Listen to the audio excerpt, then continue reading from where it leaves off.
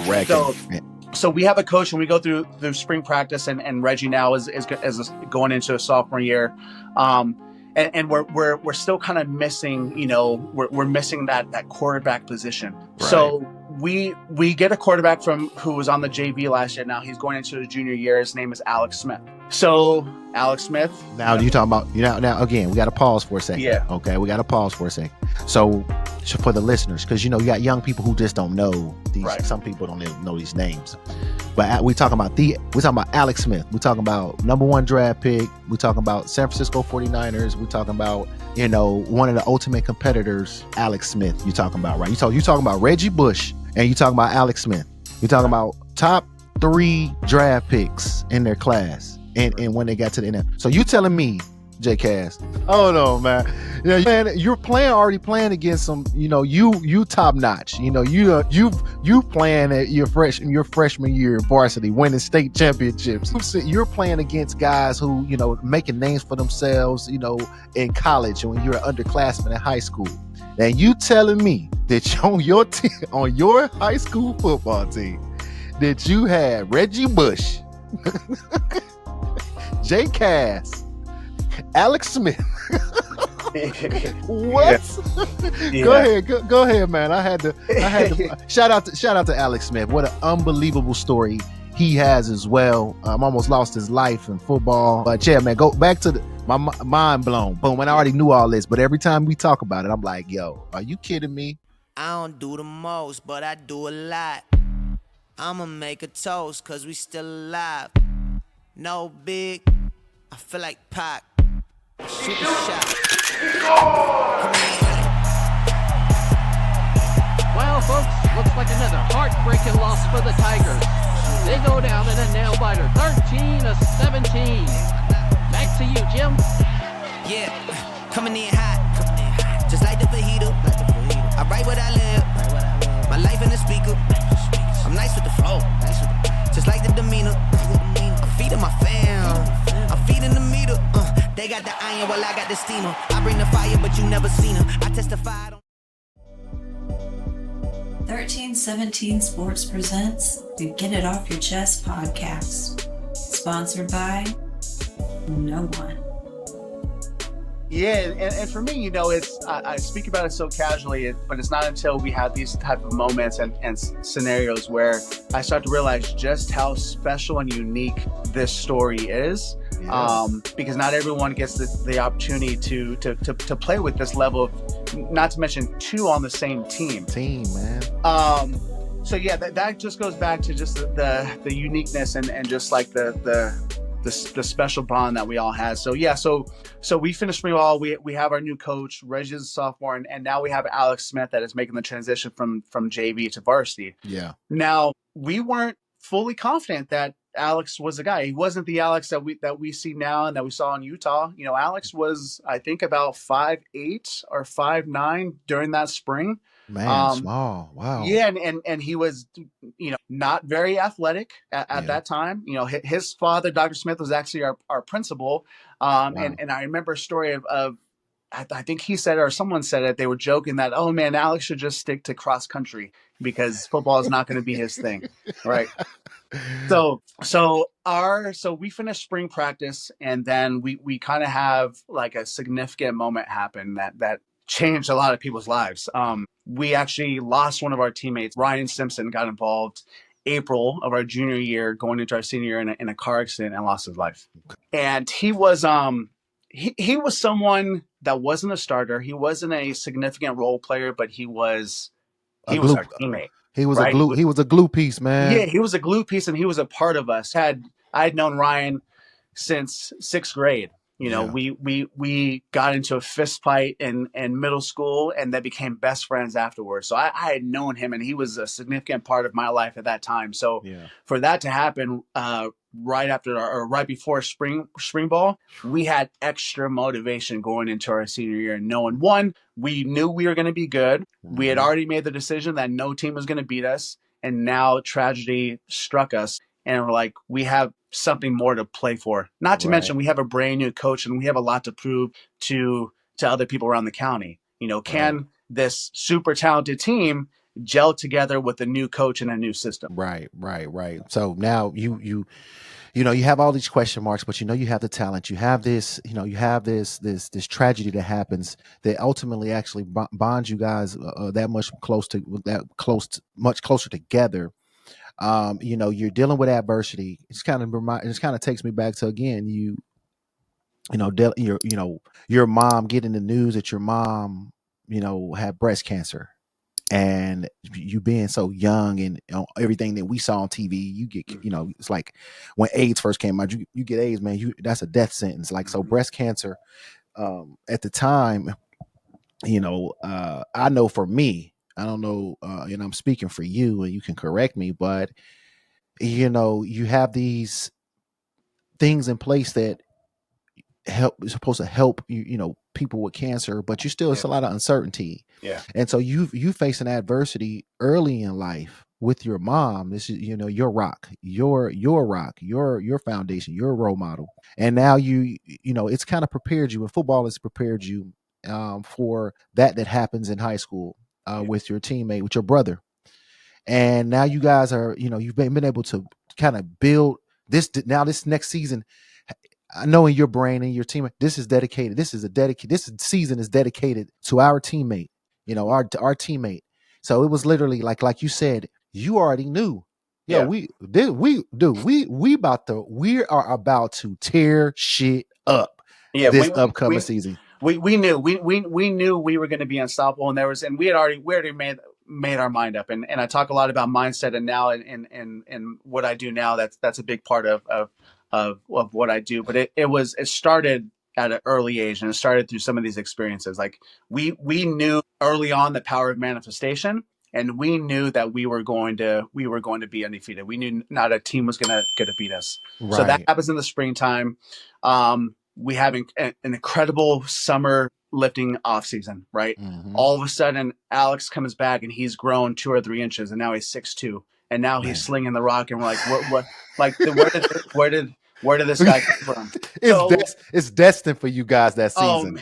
Oh man! So all these things are happening, and all these pieces are coming into place, and then we get in a couple of transfers from another school. In the district, so Helix has always been a very cultural, diverse school. Yeah.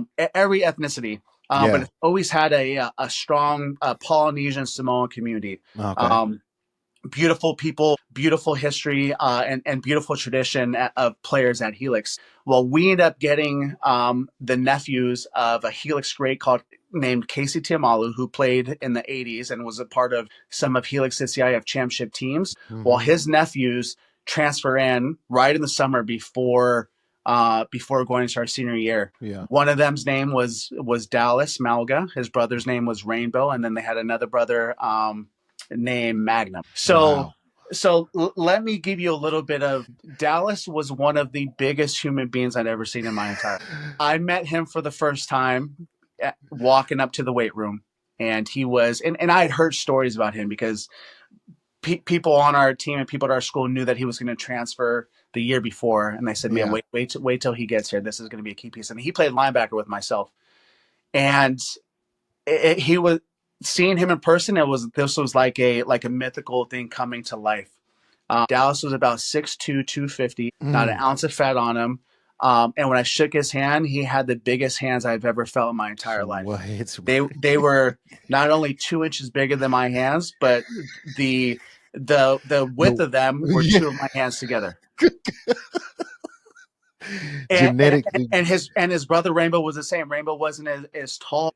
He was solid. It's just so Rainbow was a fullback. Dallas was a linebacker. Oh. And I said, man, already we have a stacked team going to my senior year. Now we have these 2 transfers coming in. This is gonna be dangerous, right? How can, so my mindset now as one of the leaders is how can we gel, pull all these pieces together and really live up to the expectations that we set for ourselves. Yep. So we have a great off season summer. Everyone's involved, all the new Dallas and Rainbow, the new transfers, and we're having a great off season.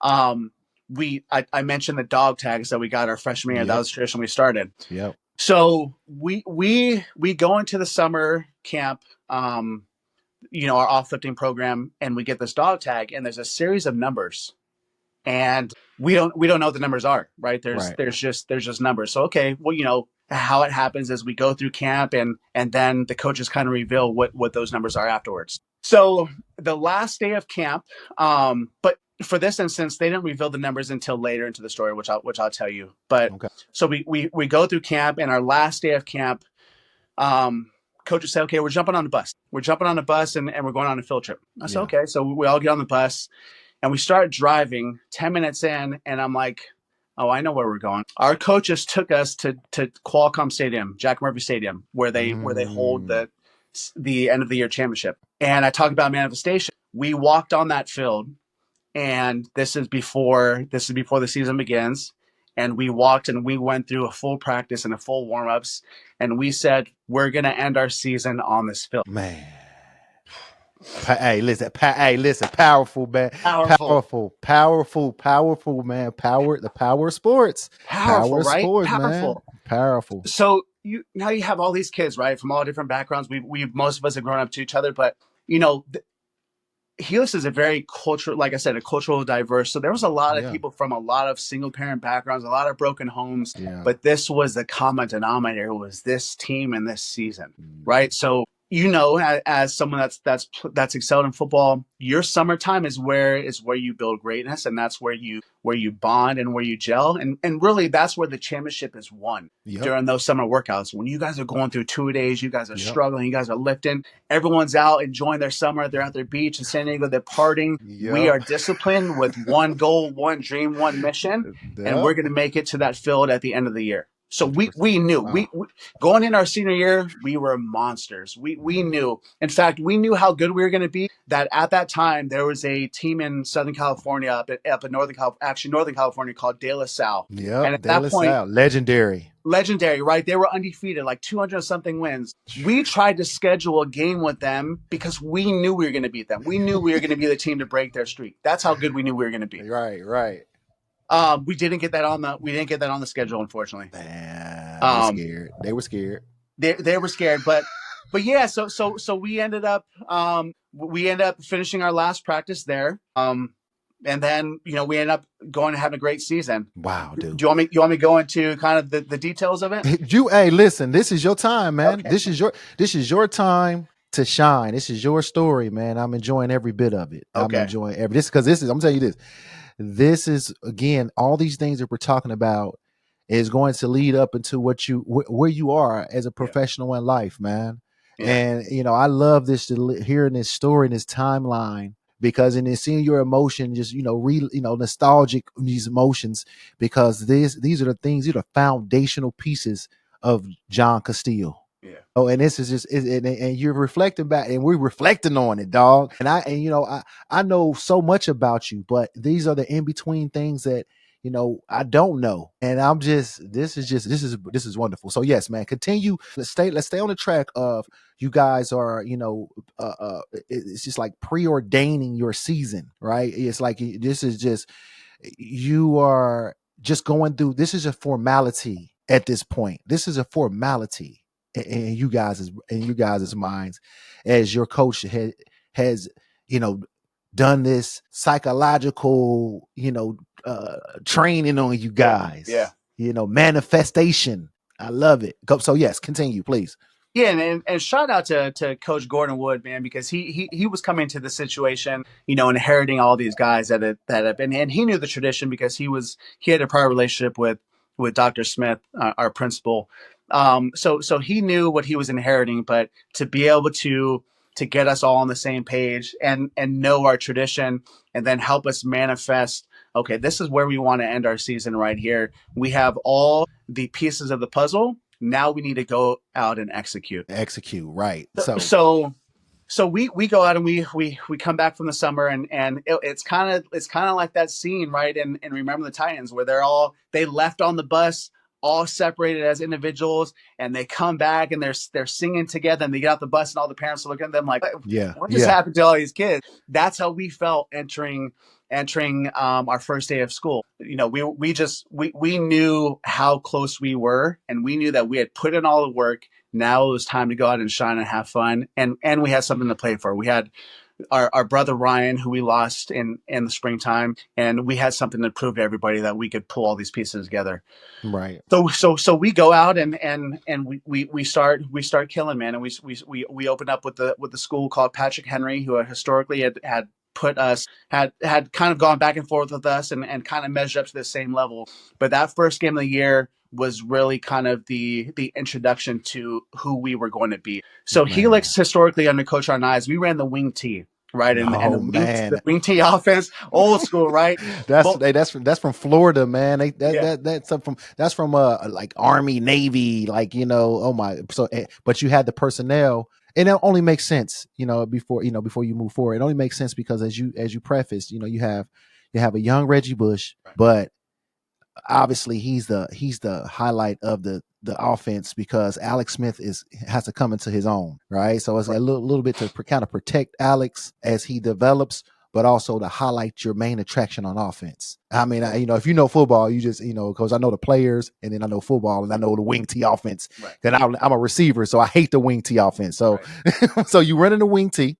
So we historically had ran the wing T under Coach Arnaiz. Now Coach Wood comes in his first year, and he really helps to develop Alex in the offseason. There we go. Okay. I was a quarterback. So we start the season against Patrick Henry, and we're running like a spread offense, run and shoot. Now we have some wing T elements, but we end up putting 49 points on the board, and Alex throws for over 400. And out of that comes, we didn't realize how good or how fast he was, but he was one of our brothers, our senior, Todd Watkins, who Todd ended up actually going to the NFL as well. So we had 3 players from that team go to the NFL. Wow. But Todd all of a sudden comes out of nowhere with this speed and becomes like one of our number 1 deep threats. Wow. Now, when I say, and I'm not saying this to be arrogant, but we were so talented on that team, and Reggie Bush is Reggie Bush, and he'll always be that guy. Yeah. But he was a sophomore on a team with seniors that were talented. He wasn't like he wasn't the main attraction. He wasn't the main attraction. He was a role player, but he became a star in his role. But it wasn't like our offense was centered around sophomore Reggie Bush. He was a pivotal part of what we did, and we wouldn't have been the team that we were without him. Right. But we had Darius Douglas, we had LaShawn Johnson, we had Joe Von Fott, we had all these key players that were great players. They weren't Reggie Bush players, but they were great players and were standout. Everyone played a role throughout that season. But coming out and playing Patrick Henry and beating them 49-7 that first year was like, this is the new Helix. Yeah. This isn't the wing T. This is a new dominant Helix. Right. So we end up going through our senior year and we do well, man. We dominate. We have some challenges. We have some adversity. We have some injuries, of course. But we end up gelling and we end up making a playoff run, and we're going in the playoffs undefeated. We win league. And we end up making it to the championship. Mm-hmm. And here's where it kind of all ties in, right? So I mentioned the dog tags, and I mentioned the numbers, and I mentioned the significance about there's a message behind those numbers. Mm-hmm. Well, usually they tell us what that message is after camp before the season starts. They didn't tell us this time. They didn't tell. So this whole season, we're like, what is that number? What is that number? So we're going into the championship, and we're about to play in the Division II CIF championship. We're 12-0. We're about to play a team called Sampa Squall. Mm-hmm. So we get into our meeting room, and we're sitting there, and this is where we meet before we get on the buses.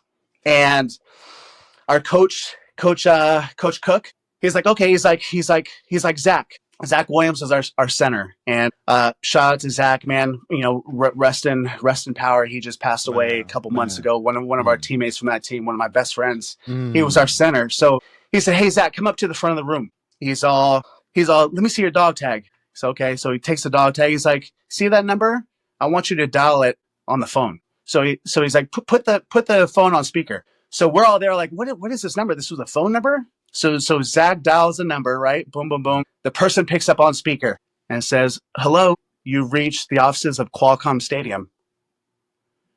And we lost it because that's where we're going to play the championship. Was right. So our coaches knew and were putting the power of manifestation in us that they put the number to Qualcomm on our dog tags. Bro. So she picks up and says that, and we lost it. Yo. And it gives me goosebumps thinking about it because I'm like, wow, how powerful is that, right? Like we're all together. Like they just knew that that was where we were going to end the season. Bro, shout out to coaches, man. Coaches around the world, man. I tell you, a coach, if you have the right coach and the right coaches, I don't care if it's Pee-wee, I don't care if it's college, I don't care. You know, coaches or mentors, they are, man, I'm talking about, man. We're 40, we in our early 40s, and we're talking about coaches.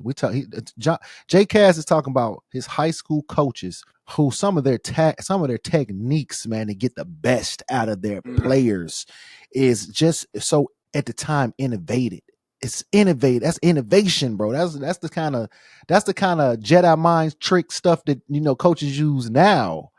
And so, you know, whoa, bro, that's powerful, bro. Like it was powerful, man. And it's when I think about that, and when I think about the uniqueness of that season, that's why I've started to kind of put together a transcript, because and I could talk all day about this, but that's a story that needs to be told, because there's so many different other things that happened throughout that season and trials and tribulations that I could be here for 4 hours talking about it. Right. But it's just very unique, and it really does have a lot of parallels to that movie, and it happened at the same time. And it's a story that needs to be told, because, you know, to have a Reggie Bush, to have an Alex Smith, to have, you know, all these other players, you know, the Scott Smileys of the world that were, you know, coming from broken homes. I mean, this all played into that story, but to have those coaches to know what message they were putting on that dog tag before the season, and then to end that season right where we were supposed to be, and to hear that voice say, "Hey, thanks for calling Qualcomm Stadium." That was it, man. We lost, and we knew right then and there that season was a season of destiny. That was something that was meant to be. That was going to happen. That's going to happen. That kind of reminds me a lot of Martin, my senior year. Yeah. And you know, coming from my junior to my senior year, you know, knowing we had it similar, but you know, that's a story for another day. But it's similar. I know exactly what you're talking. It's like, because once we beat Jacksonville State, that's when we knew, you know, and it's storm, and it was a lightning delay, and the game lasted for 4 hours, and you know, they had all these JUCO big guys from, you know, SEC school, so we knew in the work that we put in. So I can relate to that. And so you guys make it to the championship. Did you win, bro? Did y'all win? I was about to say. So you just reflecting back on your high school career, JCass, and football, man, you won a chip every year except one. It seems like like, so you like legendary. You're legendary. So now you guys win state championship. You win your senior year. You've won every year aside from your junior year. Along the way, you've built these relationships with your class that came in with you your freshman year, your underclassmen, you know, your Alex Smiths and your Todd Watkins and your Reggie Bushes. You guys have established this, you know, this tradition. You continued, you basically added to the tradition of Helix football, but you just intensified it that much more. Like so you leave behind you finish Helix and just listening to your story. And I've heard some of your story over the years when it came to Helix, and when you and I met, when we played at Martin, you know, it seems like, and we'll get to your journey after Helix, but it seems like, man, those were some of your, like, that was like college for you, man. Like, you know, college was how you described how your high school football career and the people that you met and everything that you went through, and all the triumphs and the downfalls and all the growth. It that's my college. That's my college life. I didn't have that in high school. I wasn't fortunate to have that in high school. I had a good time in high school, but I was mostly trying to survive in the city of Cincinnati. But you have this family, bro, and it sounds, and I could be wrong, but it sounds like, man, that was some of the best times in your life with Helix, and your foundational, and like the person that I met, a couple of years later at Martin, that passionate, had so much passion. You were a winner, and coming to Martin, we didn't win. You were fortunate enough to have that. You were part of that rebuilding program at Martin, and now I just get a full scope. Just to get a full scope, now we're in our early 40s, to listen to you, to see that passion and that burns inside of you, and that emotion that pours out of you as you talk about your high school experiencing your in the things that made you John Castillo.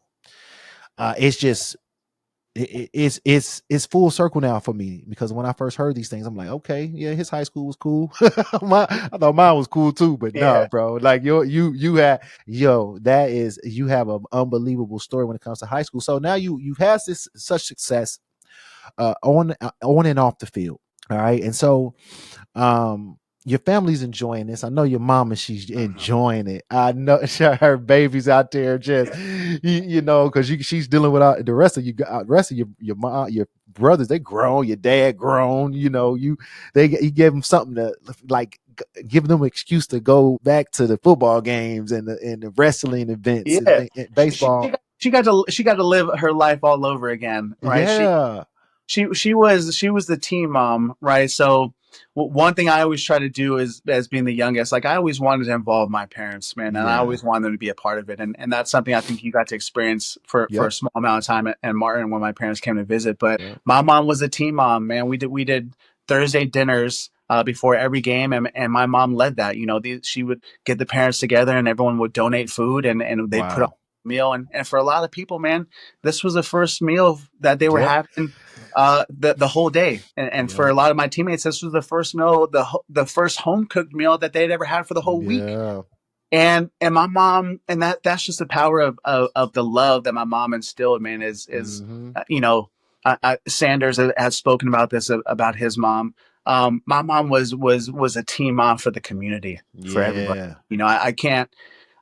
There's too many to mention how many of my friends and teammates from the neighborhood at one point stayed in my house for a day, for a week, for a month, for 6 months. And this lasted all the way through JUCO, and going all the way up even post Martin, when I came home after college.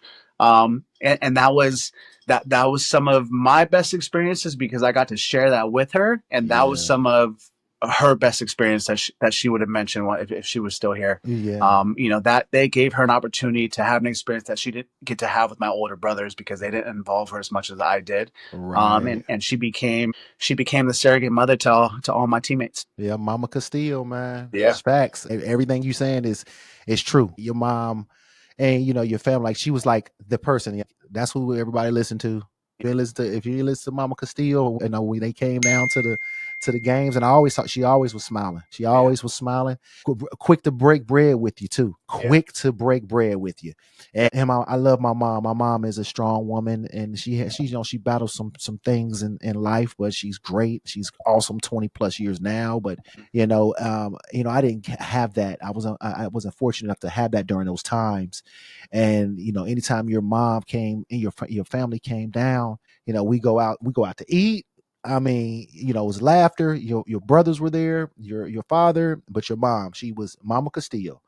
And rest in paradise for sure. And she is a memorable person in my life. I'm gonna tell you that. As you and I, we've known each other for a little over 20 years, and like I prefaced this whole conversation, man. Like, when it came to your family, I was just so envious of what you had. And so, but as you said, your mom was you are an extension of her. It's no doubt about it, big dog. Like, everything about you. You may look like your pops, boy.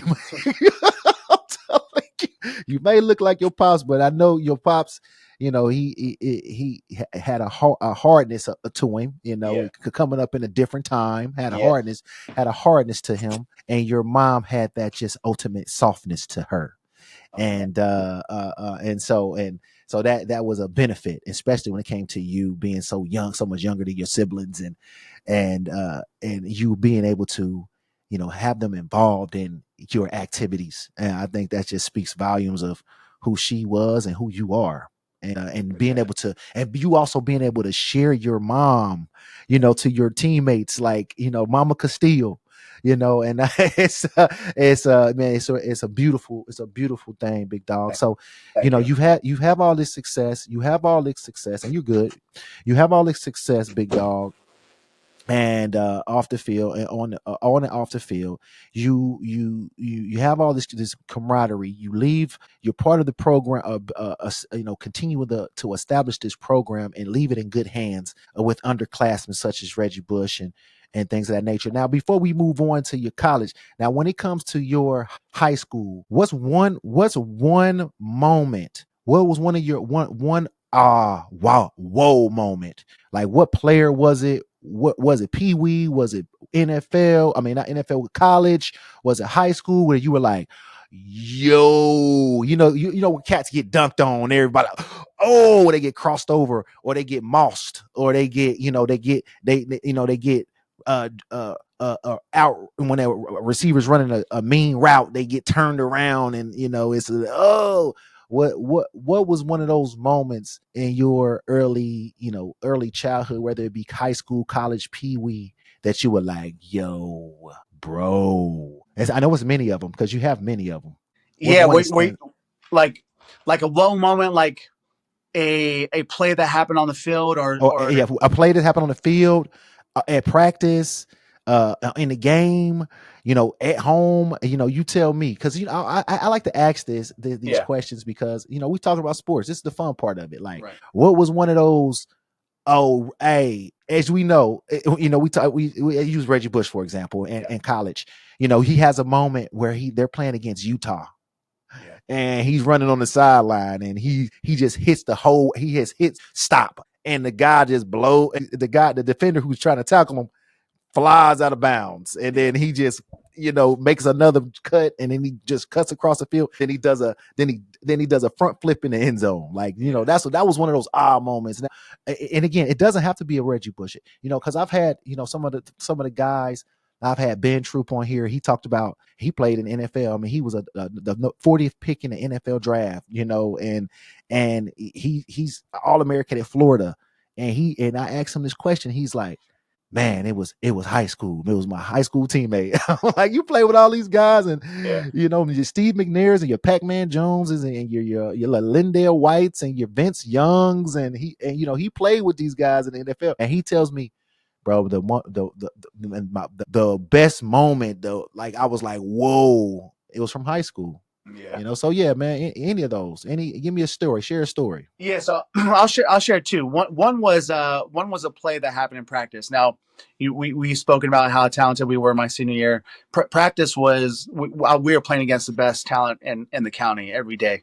We had the best offense, the best defense. We're playing against killers every single practice, and it felt like that. It felt like we were competing every single day, because not only did we want to make each other better, but we wanted to have bragging rights amongst ourselves. Like, we were competitive, we were competition, baby. We wanted to compete, because we knew that, like, if I'm not giving my best, I'm not making you better, and vice versa. And if you're not giving me your best, I'm going to make you give me your best, or I'm going to put you off the field and grab someone else to bring him in. So that was our mentality. So we used to do, coach called it county fair. And this is where we would practice special teams for a 10-minute period, right? They'd blow the whistle. Okay, we got county fair. We're doing special teams. And we would do punt punt coverage. Yeah. So I was on the punt team. So I was one of the we'll call it headbusters, torpedoes that runs down to cover punt. Right. So how this drill worked is the coach would kick it off. There'd be one guy behind receiving, and then there would be a up man blocking for that person, and then there would be the torpedo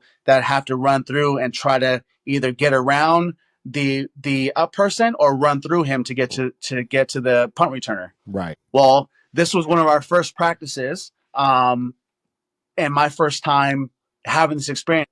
Dallas, who was that transfer, the big Samoan that came in, who was 6'2", 250, he was the up man in front of the blocker. So here I come down, and I'm the veteran, right? This is my team, and this is one of our first full gear practices going into the first week of the season. Right. And I come down full speed, and I said, I gotta try to run through Dallas. Like this is my team. And although at this point now we're best friends and we've gelled through the off season. Yeah. I'm gonna run through Dallas. And I'm gonna test them. Bro, I came down there as fast as I could. And prior to this, I'd always run through every single person, right? I'd always been bigger and more powerful. Yep. I came down and he stepped up and we met like this. And it was like two like rams coming up to a dead stop. And mind you, I'm running full speed, right? I'm trucking. I got the big shoulder pads, the big neck roll, and I'm running down. And this dude just stands and pops up, bam, and pops me underneath the chin. And we just do a stalemate. And I was like, I kind of went dizzy. And I said, I've never been hit that hard in my entire life. Wow. And that was my moment where he is a man amongst boys. Although I have trained my whole life and I've worked hard, this guy had, and Dallas, his head was so big we had to get a special helmet for him. That's how big he was. He was just muscular everywhere. Gosh, dog. So when I hit him, after that, our coach Ash, our defense coordinator, comes on the field and says, "You two can never be in the same drill again." That's it. Wow, dude. Because he knew that someone was going to get hurt or that it wasn't advantageous for us to do that drill because it was just, and talk about concussion protocol. Like we didn't have any. None of that, dude. That gave me a concussion. I played. I probably had 5 concussions. Easy. So that was one story and one play involving me. The second, like one of the most memorable, and I'll go back. It's in the season also. So we get to Qualcomm, and Helix is our mascot is the Scotty dog. There's a lot of Irish history behind that. So for every game, Helix is known for we'd walk out of our tunnel from the locker room holding hands, and we would walk behind the bagpipers. And when you think of bagpipes, you don't think of like tough and not at all. But they'd play this battle song that would go like that. They played back in history before they would enter wars. Right. So here you got mostly Black, Hispanic, Samoan, and white players walking out behind bagpipers that are in kilted skirts playing the bagpipes. And to us, that was what got us ready. So this moment in Qualcomm, we're sitting in the tunnel that the Chargers are about to walk out of, that the Chargers walk out of. Right. And we're in the tunnel, so we're hand in hand, 60 deep, and we're behind the bagpipers, and I'm in the front, and I'm holding Rory Canfield and Zach Williams, two of my best friends that play outside. We're holding hands, about to lead the team out, and the bagpipes start playing the song, and now it's like 4 years run through our mind in 10 seconds during that time. Wow! And I look behind us, and all of us are just losing it, right? Because we knew that this was our last time that we are all going to be with each other playing, and we were going out to battle. And that's what it felt like. And it was something about being in the tunnel that the Chargers walk out of, and the sound was elevated. But that moment still gives me goosebumps and chills because, wow, talk about 4 years of coming full circle, and we're ending the season right where we're supposed to be, and I'm with 60 of my best friends. Dog. And you're walking out of the tunnel where you're one of the reasons you started, if not the main reason you started playing football. You're a hero. Your idol, Junior Seau, had walked out of that same area many times over. 100%. And so you got all that. You got your family history going through your brain. You got your French. Oh man, what a moment! And I heard it in your voice. You're getting choked up. You going down memory lane. It's just any of the teammates who end up watching this, they will be able to reflect on it as well. Because if I can't imagine the way that you've spoken about your, high school experience and when it came to sports and stuff and the teammates and your coaches and the parents and that's just memorable, J-Cast. I can't my high school career doesn't even come close to that when it comes to football. And so and I appreciate you sharing that. And again, see, like I said, when it comes to your most memorable moments, and like a lot of people always just expect for me to talk about, for me to expect for my guests to tell me, oh, when I was, no, man, that's not what it's not. That's not what it's about. The game itself is what it's about. When we talk about some of the players and all that stuff, that's for context purposes. That's for, people just, wow, it's just I just like to let people, I just want to let people inside of this sports world. This is a big world, but it's a small world. For like, and I say this to say this, like, this is an example, right? If you watch some of these episodes that I've done, we've talked about, I met Chad Johnson when I was in high school. It kind of inspired me to like, man, I want this. I met him through my first hero, my first mentor, LeVar Glover, who I had on the show. And my junior year of high school, and he's playing for the Bengals. I mean, LeVar is, and he let me. His little brother play for a high school basketball team. And so you had that. Then you had Sanders, who went to school with, right? And then LeVar with Mike Tomlin was his college DB coach at University of Cincinnati, and a lot of people, I didn't even know that. Yeah, and then this guy named Doc Gamble. Shout out to Doc. I wouldn't have been at Martin, and Doc is like synonymous in college football. Like even Tripp knows him. Tripp is the assistant coach for the LSU men's football team. Like, it's crazy. And so all these stories I like to be able to share them, because again, it's just an insight on the small world this large world that we live in, but it's so small. Like my high school basketball teammate, his son is Darren Peterson. Is the number 2 basketball player in the country. He's a bona fide lottery draft pick. I play high school basketball with DP. It's just a small, like, the power of sports, man. It is, man. Our McDonald's All-American and co-MVP of the McDonald's All-American this past game.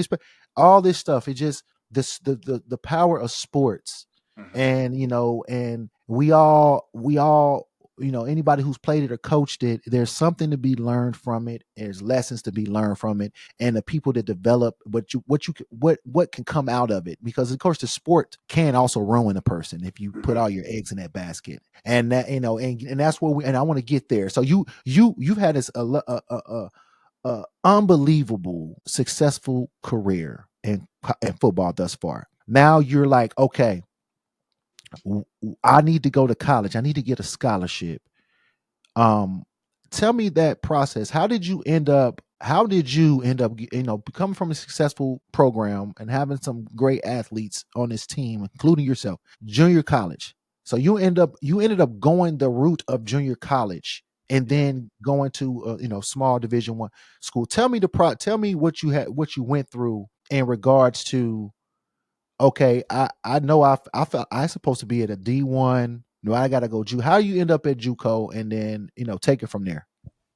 Yeah, my whole career during high school, I thought I was going D1, and I had made up in my mind that I was going D1, and I did all the right things to go to get a Division I scholarship. Yep. Right, had all the accolades, one of the best, if not the best, linebacker defensive player in the county. I had ESPN Player of the Year, all these things, right? No, hold on, not just in the county, my boy. Don't sell yourself short. You're one of the best linebackers in the state of California, my boy. Do not sell yourself short, my boy. I know you're being modest. Yeah. I'm guilty of that myself. All right. You don't have the success that you have in being a starting middle linebacker on the team that, garners, some one of the best football players who ever laced up cleats, and, some of the talent that you had on that team, including yourself. And you think you just one of the best.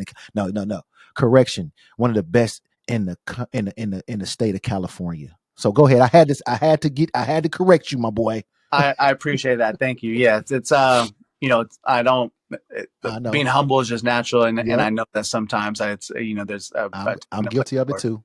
But yeah, being one of the best, I thought I was going D1, and I thought I'd put all the work to go in there. I was getting some visits at school and talking to a couple, big 1AA, a lot of Ivy League schools, Columbia, Fordham University, Brown, a couple of these schools. But my SAT scores weren't high enough. I took my SATs once my sophomore year, and I think I got like a 1050 or 1100. I never wanted to take them again. Now I had a high GPA. My GPA was 3.75, but I didn't have a high enough SAT score for a Ivy League school like that to pursue me. So there was other schools like Northern Arizona, some bigger 1AA schools, but I kind of gave them the Heisman, right? Because I thought that I was going to go bigger, and I thought that, and recruiting these days is not like it is now, right? We didn't have all these showcase camps and all these 7-on-7 stuff, and we didn't have the internet. It was raw, right? You had to send in your video and do your own thing. And there weren't all these different platforms that there are now that these kids have it so easy. We had to go old school, and unfortunately, we didn't, with the new coach, we didn't have a lot of those established relationships. And we were just kind of relying on, okay, well, for me, I looked at it like this. I put in the work, right? I know that I was up every morning working out. I know that I worked my ass off. I did all the right things. I should get a scholarship to D1. Like I proved myself. Everything is on paper. Right. So I kind of stiff-armed some of these 1AA schools because I thought they were small schools. Looking back at it now, these were bigger 1AA schools. Yeah. So signing day comes and I don't get picked up. So I start making these calls back to some of these schools, and they all tell me the same thing. They're like, we thought you were going to get picked up from bigger schools, either like a Mountain West Conference, like San Jose State, one of those schools. We thought you were going to picked up, so we didn't even bother offering you a scholarship because we didn't want to waste one of our scholarships on you, knowing that you were going to go somewhere bigger. And I heard that from about 10 schools. Wow. So here I am, and I'm depressed, right? I did all the right things in my head. I did all the work. This is something that I dreamt about since I was a kid. This is everything I worked for. Right. Signing day, I don't get picked up. Best linebacker in the state, led the team, all these things, and I don't get picked up. Man. And what I heard from a lot of people was, you're what they call a tweener. You're not big enough to play linebacker at the next level, and then like not fast enough to play like corner or strong safety. Yeah.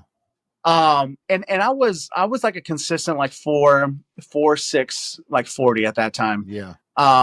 But they also meant the same thing. Like, go to junior college and prove yourself, and we'll be back around, right? So here I am thinking I've done everything right, man, since I was a kid, right? This is all I've dreamt about. And now I get told this, and I'm like, now this is just adding more coal to the fire. Now I'm like, fuck it.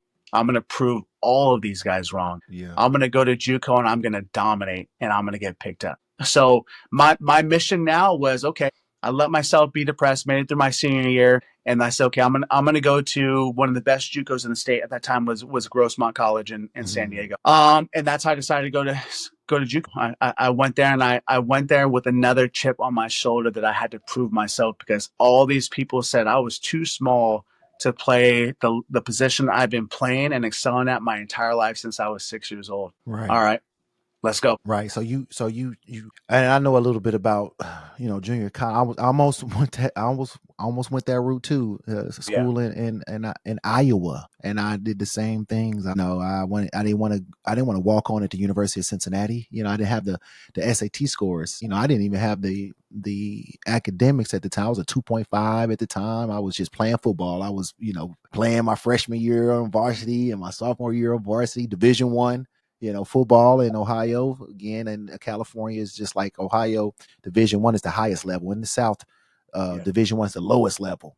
And so, but I almost fell into the same boat, and they wanted me to walk on to the University of Cincinnati, and I was the best receiver to me in the city, but I didn't have the coaches or the quarterback, and went to the camps, and they wanted me to walk on, and I wasn't doing it, and so I was kind of Doc Gamble. That's where Doc Gamble comes in. And but anywho, so you do the same thing. You pick Grossmont. Now Grossmont kind of sounds familiar. That sounds familiar.